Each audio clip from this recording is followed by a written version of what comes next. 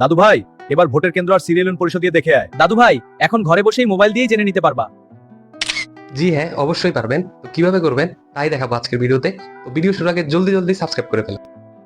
আচ্ছা, তো প্রথমে আপনারা প্লে স্টোর থেকে স্মার্ট ইলেকশন ম্যানেজমেন্ট এই অ্যাপটি ডাউনলোড করে নেবেন, দেন ওপেন করবেন এবং তার মধ্যে বলে রাখি এটা একটা গভর্নমেন্ট স্বীকৃত অ্যাপ। তো এখান থেকে 13-10 জাতীয় সংসদ নির্বাচন এটা সিলেক্ট করবেন, যেহেতু সামনে 13-10টা আছে। এখান থেকে আপনি এই নির্বাচনের ভোটার কিনা তাও যাচাই করতে পারবেন, প্লাস হচ্ছে আপনার সংসদ সদস্য কারা, এখানে বিভিন্ন রকমের ক্যাটাগরি আছে, আপনি বিভাগগুলো সিলেক্ট করেও দেখতে পারবেন। তো আমরা যেহেতু ভোটার কেন্দ্র খুঁজবো, সেক্ষেত্রে ভোটার কেন্দ্র অপশনে যাবেন, দেন হচ্ছে এনআইডি নাম্বার এবং আপনার জন্ম তারিখের নাম্বার এনআইডি অনুসারে এখানে হচ্ছে ফিল আপ করবেন। তো আমরা এই জায়গাটা একটু পজ রাখবো এবং এটা দিয়ে সার্চ করার সাথে সাথে আমার ভোটার সিরিয়াল নাম্বার এবং ক্রমিক নং কিন্তু এখানে শো করতেছে।